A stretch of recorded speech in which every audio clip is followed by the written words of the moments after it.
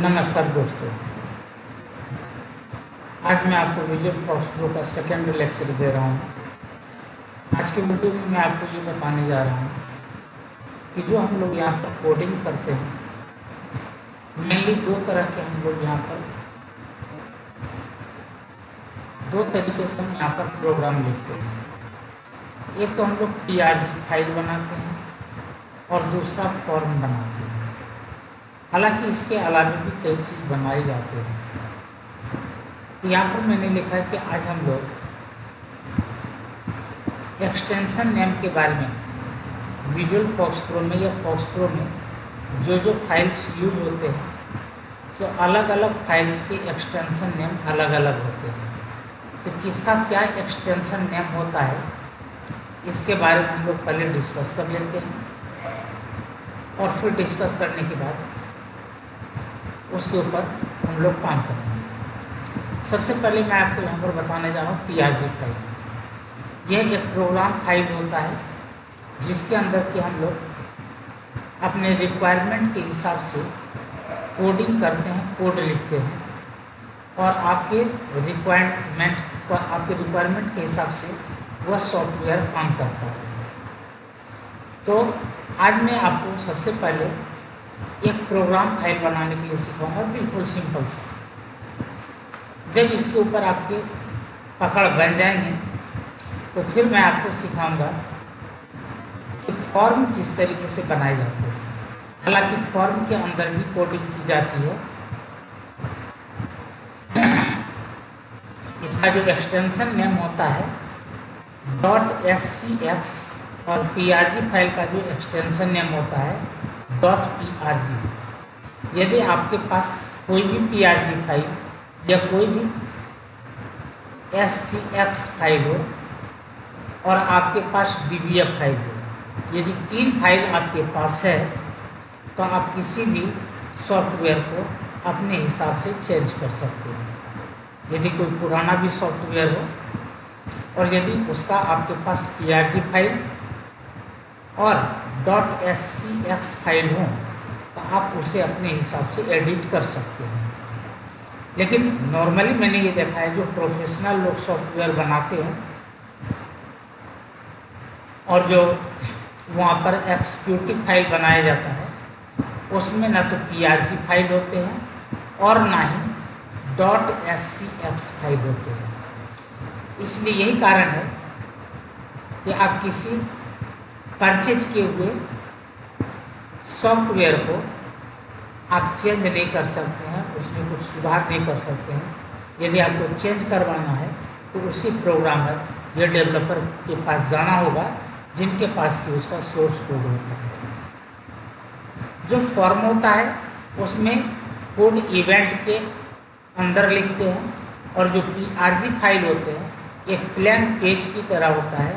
उस पेज पर एक सीक्वेंस में हम लोग कोडिंग करते हैं। ये इवेंट जैसे कि लोड इवेंट हो गया, इंट इवेंट है, क्लिक इवेंट या फिर की प्रेस इवेंट एक्सेट्रा बहुत सारे होते हैं। अब हम लोग यहाँ पर एक PRG फाइल का एग्जाम्पल लेते हैं।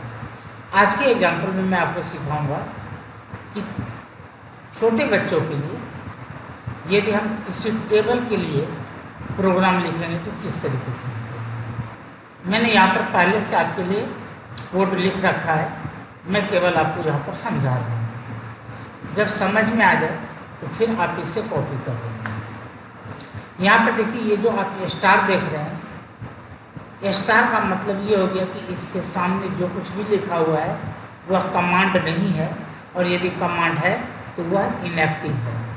तो जनरली मैं यहाँ पर मैसेज देने के लिए ये चीज़ डाल देता हूँ जो कि आपको ग्रीन कलर का नज़र आ रहा है। मैंने यहाँ पर लिखा है कि किसी भी टेबल को लिखने के लिए यह एक प्रोग्राम है। आप इसे कॉपी करना चाहें तो बाद में कॉपी कर लेंगे, पहले समझ लीजिए। सेट टॉप ऑफ, ऐसे सेट के कई सारे कमांड्स होते हैं। इसका मतलब ये हुआ कि जब आप कीबोर्ड चलाएं तो ये टक टक की आवाज़ ना करे, वो बंद हो जाए। यदि आप यहाँ पर सेट टॉप ऑन कर देंगे तो जब आप बटन प्रेस करेंगे तो टक टक की आवाज़ आती है, यानी कि की आवाज़ आती है। उसके बाद क्लियर का मतलब है कि यदि स्क्रीन के ऊपर पहले से कुछ लिखा हुआ है तो वह स्क्रीन आपका क्लियर हो जाए, साफ हो जाए। मैंने यहाँ पर कुछ वेरिएबल्स लिए हैं x, y, z, a और b। यहाँ पर x हमने लिया है कि जिस टेबल को हमें प्रिंट कराना है, टेबल का नंबर लिखने के लिए। यहाँ पर देखिए हमने x लिखा है, चूँकि न्यूमेरिक है इसलिए हमने यहाँ पर 0 या 1 या 4 या 5 कोई नंबर हमने लिख दिया। y को हमने यहाँ पर 1 लिया। इसका मतलब ये हुआ कि जैसे कि मान लीजिए कि आपको 5 का ही टेबल लिखते हैं या 6 का टेबल लिखते हैं, क्या करते हैं 6 × 1 = 6 लिखते हैं, 6 × 2 = क्या होता है 12 होता है, 6 × 3 = 18 होता है।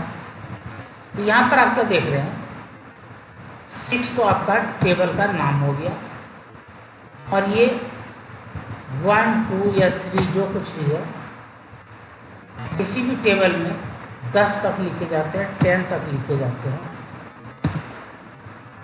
तो ये जो 6 है ये तो आपका हो गया x, और ये जो 1, 2, 3 देख रहे हैं ये हमने y में, इसे हमने मान लिया x, इसको हमने माना y, और जो दोनों को मल्टीप्लाई करने के बाद आया इसको हमने मान लिया z। ये समझ में आ गया होगा, ये x, y, z हमने यहाँ पर जोड़ लिया। उसके बाद यहाँ पर a और b यह रो एंड कॉलम है। आखिर यह रिजल्ट किस रो में और किस कॉलम में लिखाएगा, कहाँ पर यह प्रिंट करेगा। यदि स्क्रीन के ऊपर प्रिंट करना है तो आप यहाँ पर क्या लिखते हैं @ पहले जो लिखते हैं वह रो बनता है, जो बाद में जो लिखते हैं वह कॉलम होता है से, और इस ब्रैकेट के अंदर आप मैसेज लिखते हैं, आप जो भी मैसेज डालना चाहें। गेट x, यदि गेट नहीं लिखेंगे तब भी काम करेगा, लेकिन वो केवल x को यहाँ पर प्रिंट कर देगा। लेकिन यदि आपने गेट लिख दिया तो फिर यहाँ पर इनपुट करने के लिए स्पेस बनाएगा, लेकिन यह स्पेस तभी काम करेगा जब इसके नीचे आप रीड लिखेंगे। यानी कि इसका मतलब कि यहाँ पर जो भी आपने लिखा है वह कंप्यूटर इस चीज़ को रीड करे कि हमें कौन सा टेबल चाहिए। उसके बाद फिर यह कब तक काम करे, जब तक y का वैल्यू 11 से कम ना हो। यानी कि जैसे ही 11 होगा यह काम करना बंद कर दो, क्योंकि किसी भी टेबल में आप कहाँ से कहाँ तक लिखते हैं 1 से लेकर के 10 तक लिखते हैं। अब हमने यहाँ पर दिया z का मतलब क्या होगा कि x × y। उसके बाद आपका जो यहाँ पर रो है, एक रो बढ़ जाना चाहिए, तो इसमें 1+ किए और अब ये z को यहाँ पर प्रिंट करेगा। हमें चूँकि यहाँ पर इनपुट नहीं करना, केवल स्क्रीन के ऊपर प्रिंट कराना है, इसलिए हमने से के साथ प्लस का निशान लिख करके z वेरिएबल को लगा दिया। फिर अब यहाँ पर y का वैल्यू एक इंक्रीज हो जाता है, क्योंकि यहाँ पर क्या हमें मिला, यहाँ पर मैं मैसेज देता हूँ।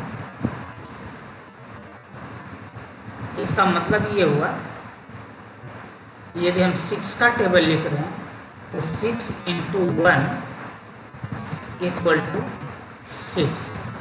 इसने यहाँ पर इस 6 को प्रिंट करा जाएगा, z वाले 6 को। अब इस 6 को 2 से मल्टीप्लाई करना होगा। अभी y का वैल्यू 1 है, तो अब y का वैल्यू 2 करने के लिए क्या करेंगे, y = y + 1, यानी कि y का वैल्यू क्या हो जाए, अभी जितना है उससे 1 ज़्यादा हो जाए। अभी 1 ज़्यादा हो जाए तो यहाँ पर पूछ रहा है आपसे कि क्या यहाँ पर y का वैल्यू 11 से कम है, ये 11 है, ये 11 से ज़्यादा है। यदि ये 11 से कम है तो फिर उसी बात को ये रिपीट करे।